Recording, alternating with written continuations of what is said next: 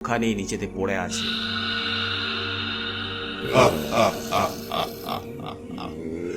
ওই দেখ তোর বন্ধুকে, এবার তোর পালা। হ্যাঁ, বাঁচাও বাঁচাও! তারা পশুর মতো মারুফের ওপর ঝাঁপিয়ে পড়ে।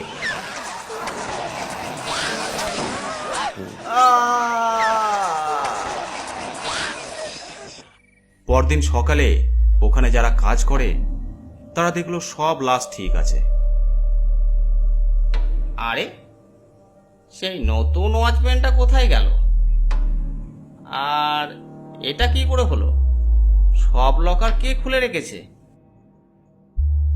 ও একে একে সব লকার বন্ধ করছিল, আর তখনই একটা লকারের ভিতর দেখতে পেল দুটো নতুন লাশ। একটা আসলামের, অন্যটা তার বন্ধু।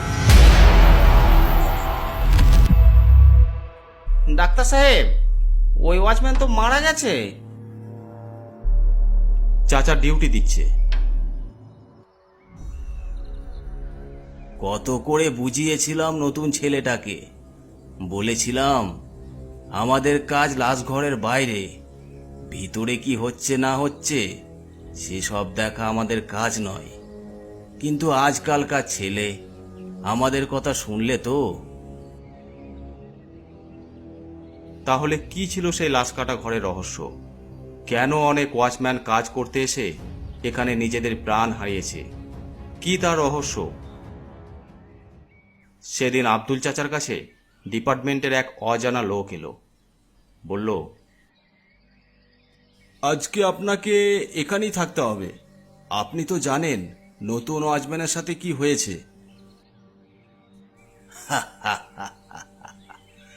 আমি তো ওকে অনেক করে বুঝিয়েছিলাম, কিন্তু ও আমার কথা শুনলে তো। কিন্তু চাচা, আপনি তো এখানে অনেক বছর ধরে কাজ করছেন, আপনার সাথে তো কিছুই হয় নাই। মানে, আপনি কখনো ভিতরে যাবার চেষ্টা করেননি? না না, ভিতরে কি হচ্ছে না হচ্ছে তা জানার প্রয়োজন মনে করি নাই কখনো। শুনো তাহলে, সে অনেক বছর আগেকার কথা। আমি তখন গ্রাম থেকে অনেক স্বপ্ন নিয়ে শহরে এসেছিলাম। আমাদের সময়ে শহরে চাকরি করা মানে বিশাল ব্যাপার ছিল। আমি ভেবেছিলাম এখানে উপার্জন করে গ্রামে মা বাবাকে অনেক সুখে রাখব। তখন আমার বয়স অল্প। যেদিন আমি এখানে এলাম সেদিনই অফিসের একজন লোক বলল, এখানেই তোমাকে ডিউটি করতে হবে রাতে। মর্নিং শিফটের ওয়াচম্যান রাত 9টার সময় চলে যায়, তার আগে তোমাকে এখানে চলে আসতে হবে। বুঝতে পেরেছো? ঠিক আছে স্যার। সব লোক কাজ করে এখান থেকে কখন বাড়ি যায়? 10টার মধ্যে সবাই চলে যায়। চিন্তা করো না, ভয় পেও না, তোমার সাথে আরও একটা ওয়াচম্যান থাকবে। এটা ছিল আমাদের প্রথম রাত। আমি আর রশিদ ড্রেস পরে ডিউটি করতে লেগে গেলাম। আরে রশিদ ভাই, বসো বসো, কেউ আসবে না এখানে। এই লাশ কাটা ঘরে চুরি করার মতো কি বা আছে? এটাই তো আমাদের কাজ। যদি বাবার চিকিৎসার জন্য টাকার না দরকার পড়তো তাহলে আমি এই কাজ কখনো করতাম না।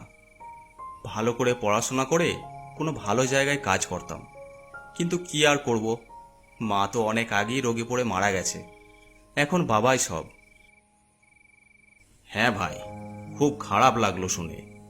এক কাজ করো, অর্ধেক রাত আমি জেগে থাকবো আর অর্ধেক রাত তুমি জেগে ডিউটি করবে। এতে আমাদের দুজনেরই কিছুটা আরাম হবে। এখন আমি শুয়ে পড়ছি, তুমি 2 ঘন্টা পর আমাকে তুলে দিবে। ঠিক আছে। এই বলে আমি শুয়ে পড়লাম। কিন্তু তার কিছুক্ষণ পর রশিদ ভেতর থেকে কিছু আওয়াজ শুনতে পায়। কি ব্যাপার? সব ডাক্তার কর্মচারী তো চলে গেছে, তাহলে ভিতরে কে আছে? ও ধীরে ধীরে ভেতরে যেতে থাকে। লাশ কাটা ঘরের দরজা দিয়ে দেখে আওয়াজ তো সার্জারি রুম থেকে আসছে। ভিতরে গিয়ে দেখি তো। ভিতরে গিয়ে দরজা ফাঁক করে দেখে একজন